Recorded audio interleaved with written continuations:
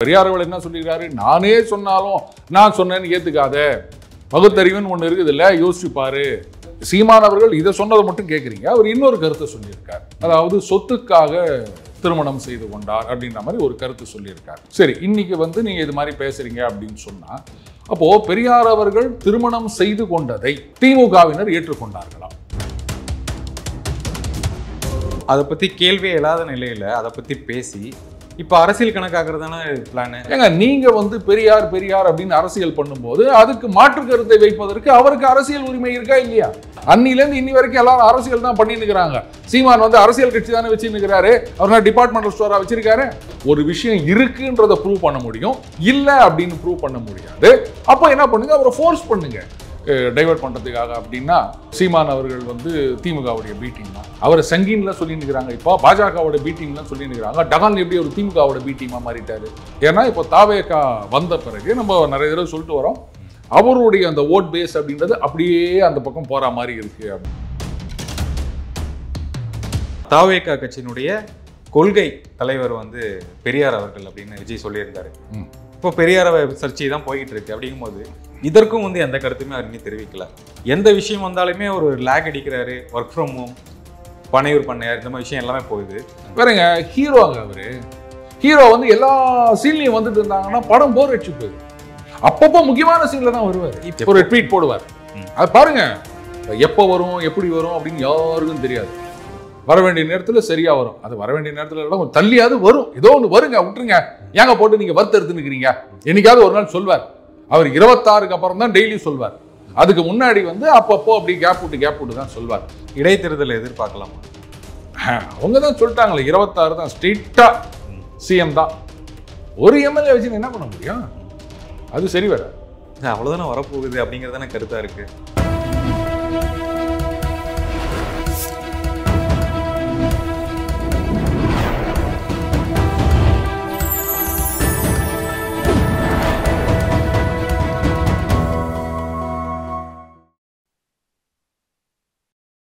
Channel 5 Tamil நேயர்களுக்கு வணக்கம். இன்றைய நேர்காணலில் நம்முடன் இணைந்திருப்பவர் பத்திரிகையாளர் திரு டெய்லி பஞ்ச் அருண் அவர்கள். வணக்கம் சார். வணக்கம் நிரஞ்சன். சார், சீமான் அவர்களுடைய கருத்து தான் பெரிய சர்ச்சையாக போயிட்டு இருக்கு. அவர் வீட்டுக்கு பாதுகாப்பு கொடுக்குற அளவுக்கு ஒரு சர்ச்சையாக பேசியிருக்காருன்னு தான். இன்னும் பெரியார் குறித்து பேசியிருந்தாரு.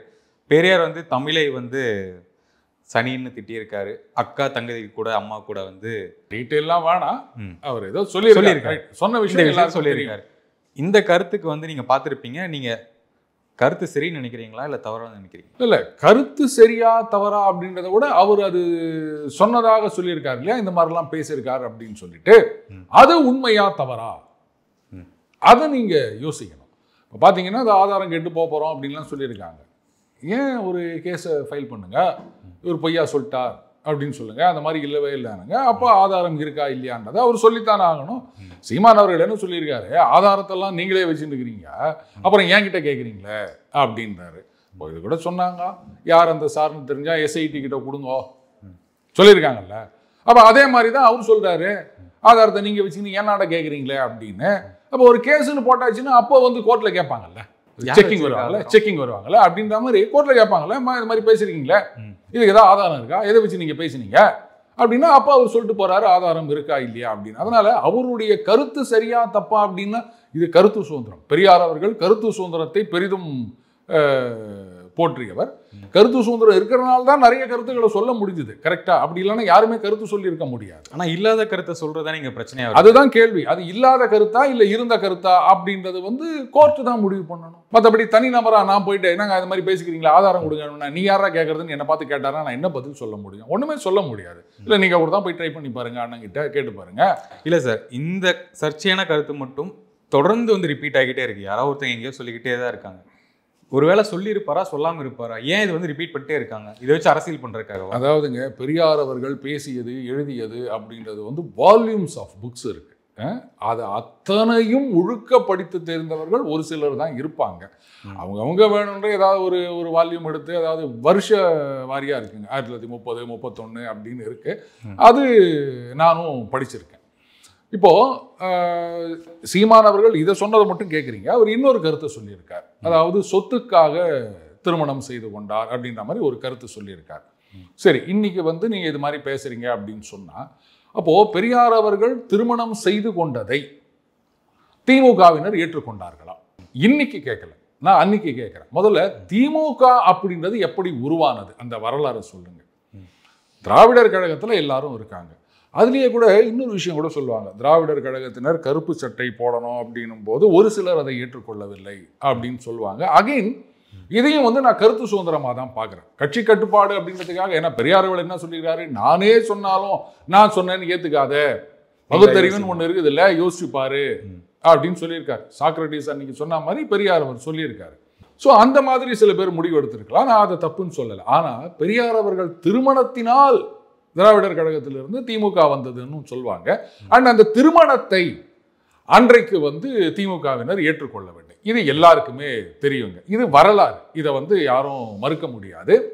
இதே அண்ணா அவர்கள் பெரியார் திருமணத்தை பற்றி என்னெல்லாம் எழுதியிருக்கார் அப்படின்றதும் வரலாறு.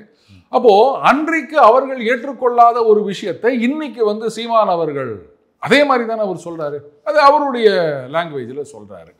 அப்போ அதை எப்படி நீங்க வந்து சர்ச்சைன்னு சொல்ல முடியும்?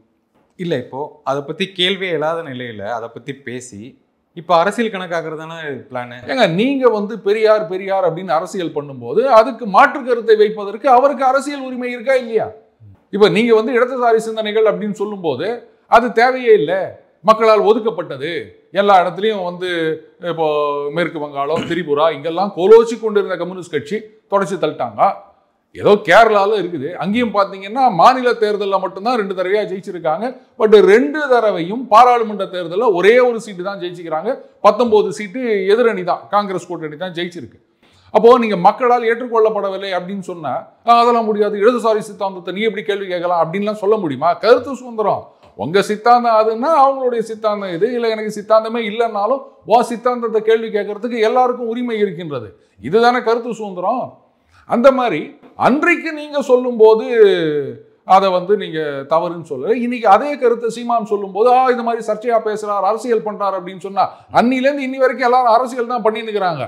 சீமான் வந்து அரசியல் கட்சி தானே வச்சுன்னு இருக்கிறாரு, அவர் டிபார்ட்மெண்டல் ஸ்டோரா வச்சிருக்காரு. அப்புறம் அரசியல் பண்ணாம வேற என்ன பண்ணுவாரு அவரு? அவர் அரசியல் பண்றாருன்னா நீங்க பதில் அரசியல் பண்ணுங்க. இல்ல பெரியார் செய்தது சரி, அவர் சொன்னது சரி அப்படின்னு சொல்லுங்க. இல்லைன்னா இவர் பேசினது பொய் அப்படின்றதுக்கு ஏதாவது ஒரு ஆதாரத்தை காமிங்க. அதாவது ஒரு விஷயம் இருக்குன்றதை ப்ரூவ் பண்ண முடியும், இல்லை அப்படின்னு ப்ரூவ் பண்ண முடியாது. அப்போ என்ன பண்ணுங்க, அவரை ஃபோர்ஸ் பண்ணுங்க. நீங்க சொன்னது உண்மை அப்படின்னு நிரூபிக்கணும்னா கேஸை போடுங்க. அங்க அவர் வந்து ஆதாரம் இருக்கா இல்லையா அப்படின்றத பத்தி அவர் சொல்லிட்டு போட்டோம். அடுத்தது பெரியார் அவர்கள் வந்து அண்ணாவுக்கு எதிராக பிரச்சாரம் செய்தவர் அப்படின்னு இன்னைக்கு நிறைய வீடியோக்கள் இதுல பாத்தீங்கன்னா, இந்த திராவிட சித்தாந்தம் உடையவர்கள், அதுக்கப்புறம் பெரியாரிஸ்ட்னு சொல்றவங்க, இவங்க நிறைய பேசுற விஷயங்களும் இப்ப வந்திருக்குதுங்க.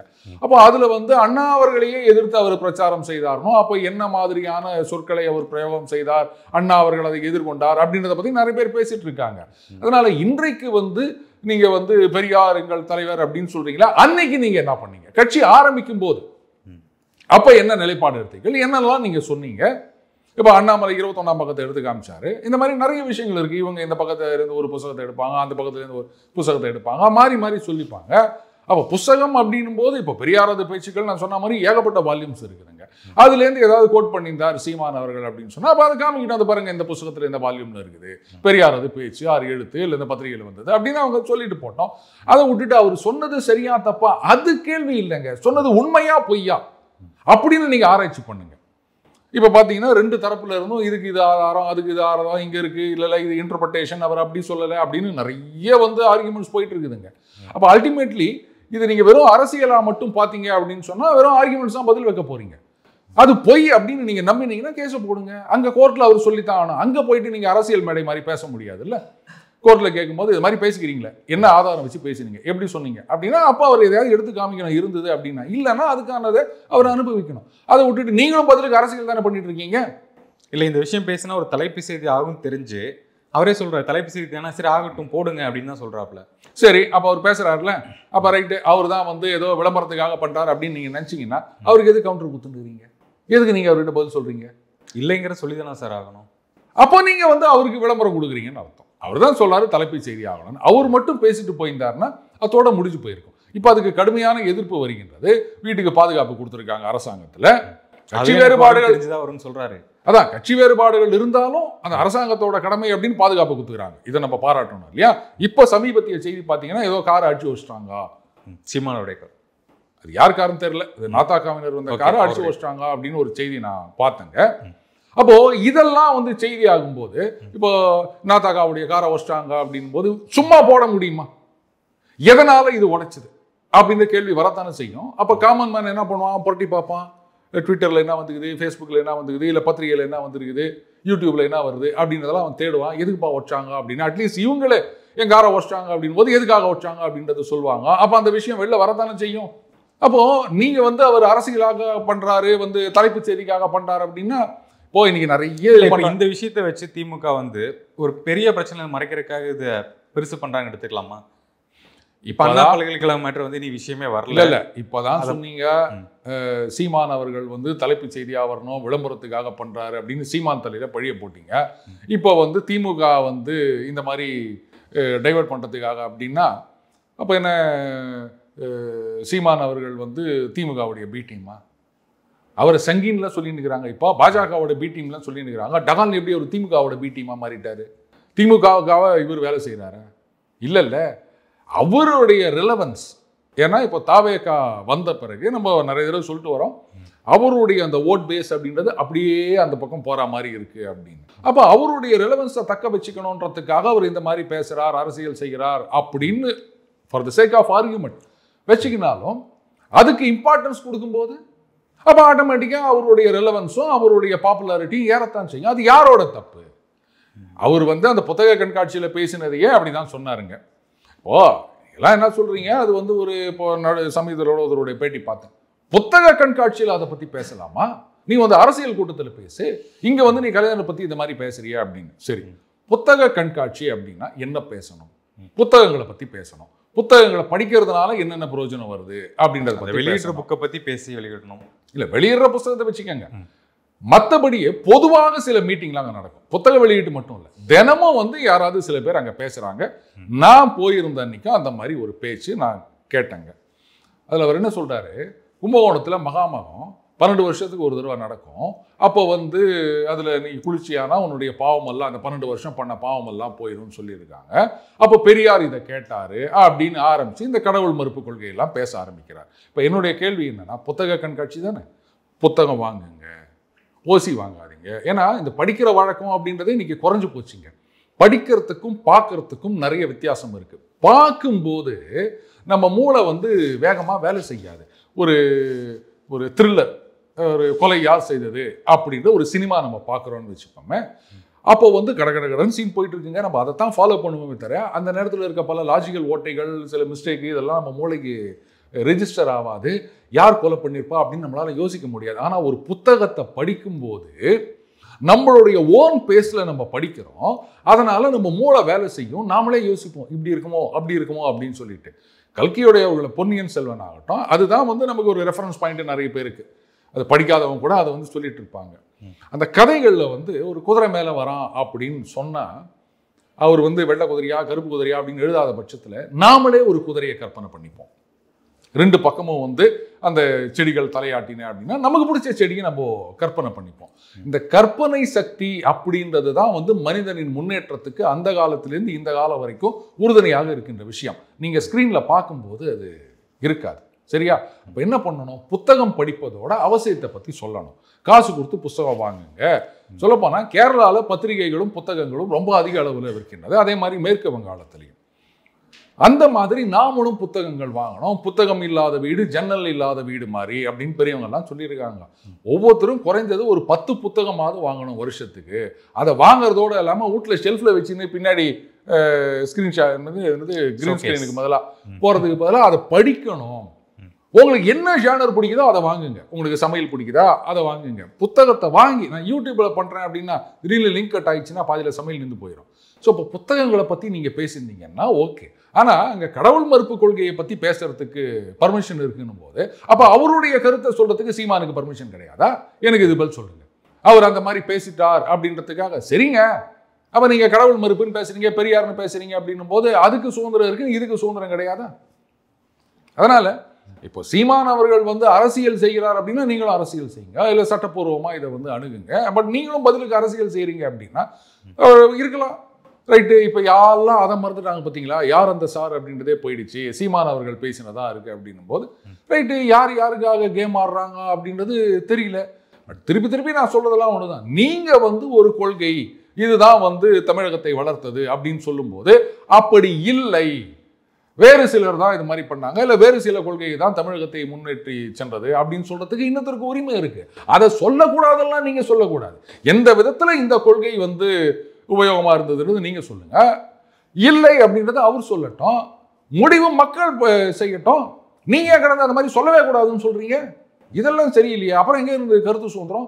இதை பத்தி நீ எதுவுமே பேசக்கூடாது அப்படின்னு அப்புறம் பெரியார் கொள்கைக்கு நீங்க அகைன்ஸ்டா போறீங்கன்னு தான் அர்த்தம். யார் எது சொன்னாலும் யோசிச்சு பார், பகுத்தறிவை உபயோகப்படுத்துன்னு சொன்னாரு. அதை விட்டுட்டு நீங்க அதெல்லாம் கேள்வியே கேட்கக்கூடாது அப்படின்னா, ஒரு காலத்துல நீங்க கேட்ட கேள்விகளை தான் அவர் இப்ப ரிப்பீட் பண்ணினுக்கிறாரு. அப்ப நீங்க கேட்டா ஓகே, இவர் கேட்டா நாட் ஓகேவா? இது எப்படி ஏத்துக்க முடியும்? இந்த பிரச்சனைக்கு இதே முடிவுரையா இருக்கட்டும். இதுக்கு அடுத்ததான் வந்து இப்போ இந்த கடந்த பொங்கல் சீசன் அப்படிங்கறதுனால மக்களுக்கு வந்து இந்த 1000 ரூபாய் பரிசு தொகை, இந்த பொங்கல் தொகை தரணும் அப்படிங்கிறது இருக்கு. எடப்பாடி அவர்கள் இருக்கும்போது 1000 ரூபாய், 2000 ரூபாய், 2500 ரூபாய் வரைக்கும் கொடுத்துட்டு இருந்தாரு. ஸ்டாலின் அரசு வந்ததுக்கு அப்புறம் எங்க அப்படிங்கிற கேள்விதான் வந்துட்டு இருக்கு. ஏன்னா அவரே சொல்லியிருந்தாரு 5000 ரூபாய் நீங்க கொடுக்கணும் அப்படின்னு சொன்னவர் இப்ப எதுவுமே தரல அப்படிங்கிறது தான் மக்களுடைய ஒரு புகாரா இருக்கு. இல்ல, 5000 ரூபாய் வந்து கொரோனா காலகட்டத்தில் மக்கள், அது ராகுல் காந்தி சொல்லியிருந்தார் இல்லையா, அவங்க பாக்கெட்டில் காசு போடுங்கன்னு. ஸோ அப்போ சொன்னதா நினைக்கிறேன். பொங்கல் பரிசு 5000ன்னு ஸ்டாலின் அவர்கள் சொன்னதா எனக்கு தெரியல, வேற யாராவது சொல்லியிருப்பாங்க, இருக்கலாம், வாடவர். ஏங்க மாசம் 1000 ரூபா கொடுக்குறாங்க, வருஷத்துக்கு 12000 ரூபா கொடுக்குறாங்க. அப்புறம் இந்த 2000 அது மகளிர் மட்டும் தானே போகுது. ஏங்க மகளிர் தானே வீட்டில் பொங்கல் வைக்கிறாங்க, நீங்களும் நானும் உட்காந்து பொங்கல் வச்சுருக்கிறோம், அவங்க தானே வைக்கிறாங்க. ஸோ இது 1000 ரூபா கொடுக்குறாங்க அப்படின்னும் போது மாசத்துக்கு ஒரு 200 ரூபா அதில் மீத்தி வச்சிருந்தா கூட எங்க மீத்தி வைக்க முடியுது அப்படின்னு கேட்குறீங்களா? அதெல்லாம் எனக்கு தெரியாது. நீங்க சிக்கனமா, அது ஒரு பாட்டு கூட இருக்குதே, அம்மா கையில் அது கொடுத்து காம்பன்சேட் பண்ணிட்டாங்க அப்படிங்கன்னு சொல்ல வரீங்களா சார்? நிரஞ்சன், இந்த வருஷம் எலெக்ஷன் இல்லை, அடுத்த வருஷம் குத்துருவாங்க, கவலைப்படாதீங்க, சேர்த்தே கொடுப்பாங்க, வாங்கிக்கோங்க. என்ன அப்போ அது தீபாவளிக்கு சேர்த்து வந்துடும். தீபாவளிக்கு இல்லை, தீபாவளிக்கெல்லாம் கொடுக்க மாட்டாங்க. பொங்கல் ஏங்க அடுத்த மேல தானங்க எலெக்ஷன் வரும், அப்போ ஜனவரியில் பொங்கல் வரும்.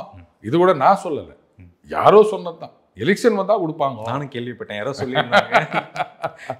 சரியா? இல்லை சார், ஏன் தரலங்கிறது தான் இங்கே கேள்வியா இருக்கு. இப்போ உதயநிதிட்டு ஒருத்தர் கேட்குறாங்க, ஒரு ரிப்போர்ட்டர் கேட்கும்போது அதை பற்றி பேசிக்கிட்டு இருக்கோம், கலந்து விசாரிச்சு சொல்கிறோம் அப்படிங்கிறாரு. ஒரு அமைச்சர் அவரும் சொல்கிறாரு அதை பற்றி இன்னி பேசிக்கிட்டு இருக்கோம் அப்படிங்கிறாரு. இன்னி 2-3 நாளில் பொங்கலே வந்துட போகுது, இன்னும் என்ன எங்களுடைய கலந்தாய்வு இருக்க போகுது? கரெக்ட். ஏங்க இவ்வளோலாம் வந்து கலந்தாய்வு? ஒன்றிய அரசாங்கம் நிதி கொடுக்கவில்லை, தமிழகத்தை வஞ்சிக்கின்றது, முடிஞ்சு போச்சு.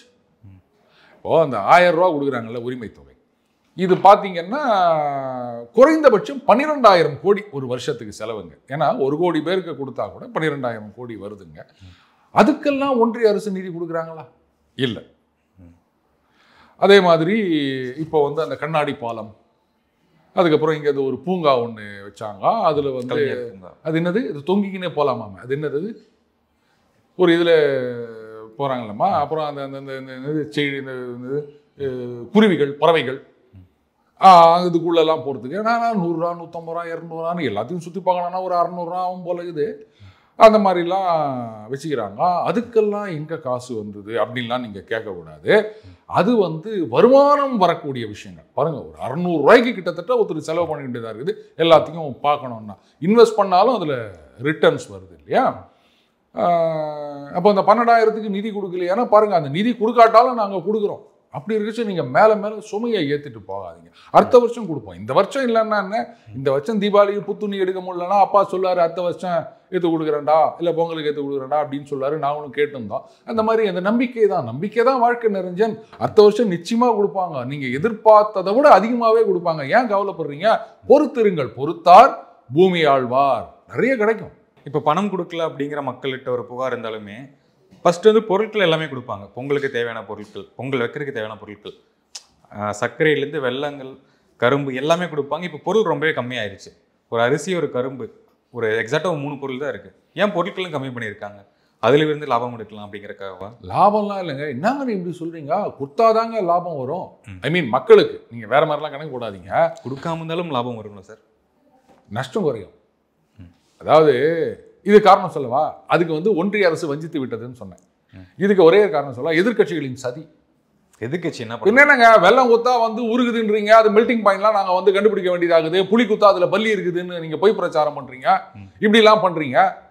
கொடுத்தா அதை தானம் கொடுத்த மாட்ட பல்ல பூச்சி பார்த்தானான்னு சொல்லுவாங்க. அந்த மாதிரி ஏதோ அரசாங்கம் வந்து மக்கள் பொங்கல் வைக்கணுமே அப்படின்றதுக்காக வந்து இதெல்லாம் கொடுத்தா இது அது சரியில்லை, இது சரியில்லை இப்படின்னு குறையே சொல்லிட்டு இருந்தீங்கன்னா அப்ப அரசாங்கத்து மேல கெட்ட பேர் தானே வருது. அதுக்கு வந்து கொடுக்காமே இருந்துடலாம் அப்படின்னு நினைச்சாங்களோ என்னவோ. அப்ப எதிர்க்கட்சிகள் இவங்களோட எதனால தான் வந்து இந்த மாதிரி பாதிக்கப்படுறது மக்கள் தானே. சரிப்பா, இது இன்னைக்கு 14ஆம் தேதியா பொங்கல் வருது, சரி தை 1ஆம் தேதி பொங்கல் வருது, அது கரெக்ட். அன்னைக்கு வந்து அரசாங்கம் கொடுக்கணும்னு நினைக்கிறேன். மற்ற நாள்லாம் உங்க வீட்டில் பொங்கலே செய்ய போகிறது கிடையாதா? எப்படி அரசாங்கம் கொடுத்தா தான் செஞ்சு நிற்கிறியா?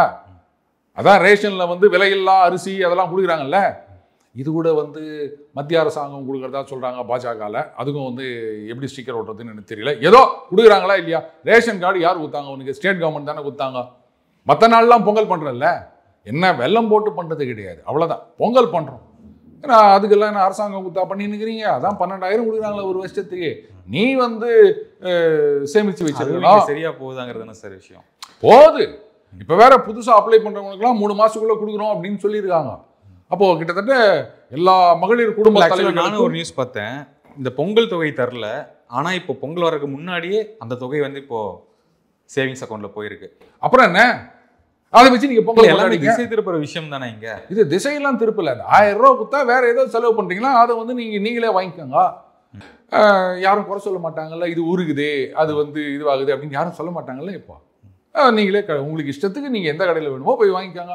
மாலில் போய் வாங்கினாலும் வாங்குங்க, இல்லை பக்கத்தில் இருக்க அண்ணாச்சி கடையில் வாங்கினாலும் வாங்குங்க, உங்கள் சௌகரியம். காசு வந்துட்டு போகுது அக்கௌண்ட்டில், டடைங் your account is credited with Paytm, இல்லை வேற ஏதோ அக்கௌண்ட்டில் 1000 ரூபா அப்படின்னு மெசேஜ் வருதா இல்லையா? வந்த உடனே சந்தோஷம் வருதா இல்லையா? அந்த சந்தோஷத்தோட பொங்கலை கொண்டாடுங்க, பாசிட்டிவா திங்க் பண்ணுங்க நிரஞ்சன். ஒரு கேள்வி கேட்டால் இன்னொரு விஷயத்தை வச்சு மறைச்சிடுறாங்க. அதான் நடந்துகிட்டு இருக்கு. மறைக்கிறதெல்லாம் இல்லை, கொடுக்குறாங்க. நீங்கள் தான் அதை மறைக்கணும்னு பார்க்குறீங்க. 1000 ரூபா கொடுக்குறாங்க, மாதம் 1000 ரூபா கொடுக்குறாங்க. மாதம் 1000 ரூபா கொடுக்குறத பெருசாக பேசுவீங்களா? அதை விட்டுட்டு வருஷத்துக்கு ஒரு தடவை 2000 ரூபா கொடுக்கல, சரிங்க அப்போ இனிமேல் வருஷத்துக்கு ஒரு தடவை 5000 ரூபா கொடுக்குறோம், 1000 ரூபா கிடையாதுன்னா ஒத்துப்பீங்களா? எனக்கு பதில் சொல்லுங்க. வருஷத்துக்கு ஒரு தடவை பொங்கலுக்கு உங்களுக்கு 5000 ரூபா கொடுக்குறோம், ஆனால் மாதம் 1000 ரூபா கேட்கக்கூடாதுன்னு சொன்னால் ஒத்துப்பீங்களா? இது பொங்கல் தொகை, அது உரிமை தொகை இல்லை. ஏங்க அந்த பொங்கல் தொகை கொடுக்கறதுக்கு முன்னாடிலாம் நம்ம யாரும் பொங்கல் கொண்டாடவே இல்லையா? ஏன் இப்படி எல்லாத்துக்கும் வந்து அரசாங்கத்தையே நம்பி நிற்கிறீங்க? மக்கள் வந்து அப்படியே சொந்த காலில் நிற்கணும், அப்போதான் அந்த சமுதாயம் முன்னேறுகிறதுன்னு அர்த்தம். என்னப்பா முன்னேற்றம் பண்ணணும்னு நினச்சிக்கிறோம், நீங்கள் இப்படி வந்து காலப்பூச்சி இருக்கிற மாதிரி பண்ணி நிற்கிறீங்களே, இது எதிர்க்கட்சிகள் சதி நிறைஞ்சன். அதுக்கு நீங்களும் வந்து பலியாகி விடாதீர்கள். இப்போ ஒரு கேள்வி ஸ்ட்ரைக் ஆகுது, என்னன்னா தாவேகா கட்சியினுடைய கொள்கை தலைவர் வந்து பெரியார் அவர்கள் அப்படின்னு விஜய் சொல்லியிருந்தாரு. இப்போ பெரியார் சர்ச்சை தான் போயிட்டு இருக்கு. அப்படிங்கும்போது இதற்கும் வந்து எந்த கருத்துமே அவர் இன்னும் தெரிவிக்கல. எந்த விஷயம் வந்தாலுமே ஒரு லேக் அடிக்கிறாரு, ஒர்க் ஃப்ரம் ஹோம், பனையூர் பண்ணையார், இந்த மாதிரி விஷயம் எல்லாமே போகுது. அவருடைய கொள்கை தலைவரை வந்து ஒரு அவமானப்படுத்துறாங்க, சர்ச்சை ஆகுது. அப்படிங்கும்போது அதுக்கும் வாய் திறக்க மாட்டாரா? இருங்க, யாராவது வந்து அந்த டேட்டாலாம் கொண்டு வந்து கொடுக்கணும், ஆராய்ச்சி பண்ணணும், இதில் வந்து என்ன மாதிரி சொல்கிறது அப்படின்றதெல்லாம் யோசிக்கணும். நினச்சா மாதிரிலாம் வந்து மவுத்து புளித்ததோ மேங்கோ புளித்ததோன்னு பேச முடியாது நிரஞ்சன். அவர் வந்து இன்னைக்கு ஒரு பொறுப்பான கட்சியினுடைய தலைவர், அப்படியே தமிழக மக்களை எதிர்பார்த்து காத்து கொண்டிருக்கும் ஒரு இந்த இளைஞர்களின் ஆதர்ச நாயகன் அப்படின்னு வச்சுக்கோங்களேன். அப்படி இருக்கச்ச அந்த பொறுப்பை உணர்ந்து அவர் வந்து யோசிச்சு என்ன மாதிரியான ரியாக்ட் பண்ணலாம் அப்படின்னு பண்ணுவார், ஒரு ட்வீட் போடுவார். அது பாருங்க, எப்போ வரும் எப்படி வரும் அப்படின்னு யாருக்கும் தெரியாது. வர வேண்டிய நேரத்தில் சரியா வரும், அது வர வேண்டிய நேரத்தில் கொஞ்சம் தள்ளியாவது வரும், ஏதோ ஒன்று வருங்க, விட்டுருங்க, ஏங்க போட்டு நீங்க வருத்தெடுத்து நிற்கிறீங்க. என்னைக்காவது ஒரு நாள் சொல்வார். அவர் 26க்கு அப்புறம் தான் டெய்லி சொல்வார். அதுக்கு முன்னாடி வந்து அப்பப்போ அப்படி கேப் விட்டு தான் சொல்வார். வேறங்க ஹீரோங்க அவரு. ஹீரோ வந்து எல்லா சீன்லையும் வந்துட்டு இருந்தாங்கன்னா படம் போர் அடிச்சு போயிடும். அப்பப்போ முக்கியமான சீன்ல தான் வருவார். இப்போ அரசியல் கட்சி தலைவர் ஆயிட்டாரா, மறந்துட்டாரா? ஏங்க சினிமா மாதிரி தானேங்க அவங்க அரசியலையே பண்ணின்னு இருக்கிறாங்க. அப்புறம் வேற எப்படி பண்ணுவாங்க? அதனால சினிமா தான் இங்க எல்லாருக்குமே வந்து ஒரு பேஸுங்க, மக்களுக்குமே. இதை வச்சு தானே நம்ம இது பண்றோம். இப்போ விஜய் அவர்கள் பிளாட்ஃபார்ம் அவ்வளவுதானே. இல்லை, இப்போ விஜய் அவர்களுக்கு பின்னாடி இவ்வளவு பெரிய ஒரு ஆதரவு கூட்டம் இருக்கு அப்படின்னா எதை வச்சு அவர் பின்னாடி வந்தாங்க? சினிமாவில் அவர் சொன்னதை வச்சு, அவ்வளோதானே. அப்புறம் அந்த சினிமாவில் நடந்துக்கிற மாதிரி தான் நடக்க முடியும். ஏன்னா சினிமா ரசிகர்கள் தான் தொண்டர்களை கன்வெர்ட் ஆகிக்கிறாங்க. அப்புறம் அவங்கள ஏமாற்ற முடியுமா? ஸோ அதே தான் இந்த 16 ரீல்லையும் ஹீரோவே உட்காந்துருந்தாருன்னா படம் ஊற்றிக்கும். அப்படின்னு நிறைய ஆக்டர்ஸ் வருவாங்க. அப்படி ஒரு வரும், இப்படி வரும், வில்லன் கூடாரத்தில் ஒரு சதி பண்ணுவாங்க. அப்புறம் சப்போர்ட்டிங் ஆக்டர்ஸ்லாம் மெயின் ஹீரோ ஆகிட்டு வராங்கல்ல, ஹீரோ என்ன பண்ணுறாரு தெரியாமல் போகுது இல்லை. ஹீரோ வர வேண்டிய நேரத்தில் வருவாருங்க. டகால் வந்து ஒரு பஞ்ச் டைலாக் கொடுப்பாரு பாருங்க அவரு. அப்போ வந்து எல்லாம் கை தட்டுவாங்க. என்னதான் நீங்க பஞ்சு பேசினாலும் வில்லன் தான். ஆனா பாருங்க, ஒரு காலத்துல அந்த வில்லன் பேசின பஞ்சு தான் பெருசா பேசப்பட்டது. இதே எப்படி இருக்கு அப்படின்வாரு ரஜினி. அதுதான் பெருசா பேசப்பட்டது. அந்த மாதிரி அதுக்கப்புறமா தான் ஹீரோ பஞ்சு பேசுறது. இன்னைக்கு பஞ்சு பேசலாம் அவங்க ஹீரோவே இல்லை. ஓகே, அந்த பஞ்சு டைலாக் வந்து எல்லா டைலாகும் பஞ்சு டைலாக வைக்க முடியுமா? முடியாது. சரியான நேரத்தில் தானே வைக்கணும். அதனால தளபதி விஜய் அவர்களும் இல்லை, இளைய தளபதியா வாடவர், அவரும் சரியான ஒரு பஞ்ச் கொடுப்பார். இடைத்தேர்தலை எதிர்பார்க்கலாமா? அவங்க தான் சொல்லிட்டாங்களே 26 தான் ஸ்ட்ரெயிட்டா சிஎம் தான். ஒரு எம்எல்ஏ வச்சு என்ன பண்ண முடியும்? அது சரி வராது. அவ்வளவுதானே வரப்போகுது அப்படிங்கிறதான கருத்தா இருக்கு. அது வரங்க 26க்குள்ள என்னென்னவோ நடக்கலாம். யார் வருவாங்க, யார் போவாங்க, இருக்கிறவங்கள யார் போவாங்க, போனவங்கள யார் வருவாங்க, இதெல்லாம் நிறைய குழப்பம் இருக்குது நிரஞ்சன். அதனால 26 நாங்க சொல்லிட்டோம். அப்ப நீங்க பாத்துக்கங்க, ஸ்ட்ரைட்டா சட்டமன்றம் தான், ஸ்ட்ரைட்டா சிஎம் தான். நீங்க சட்டமன்றம் ஸ்ட்ரைட்டா சிஎம் தான். அங்க கவர்னர் வந்து முதல்ல இவரை கூப்பிட்டு அந்த என்னது பதவி ரகசிய காப்பு பிரமாணம் அதெல்லாம் செஞ்சு வைக்கணும். ஸ்ட்ரைட்டா அதுதாங்க. நாங்க வந்து எடுத்த உடனே யானை எல்லாம் கூட டைனோசார் வேட்டைக்கு தான் போவோம். உங்களை மாதிரிலாம் வந்து எலி வேட்டை முயல் வேட்டைக்கெல்லாம் நாங்கள் போக மாட்டோம். அப்படி நேராக டி ரெக்ஸ் அந்த டைனோசாரை போட்டுட்டு அப்படியே நாங்கள் மாவீரனா வருவோம். பார்க்க தானே போறீங்க நீங்க. வெயிட் பண்ணி பார்ப்போம் சார், தாவேக்காவுடைய நிலைமை என்ன ஆக போகுது அப்படின்ட்டு. இந்த நேர்காணலுக்கு மிக்க நன்றி. வணக்கம் சார். நன்றி நிரஞ்சன்.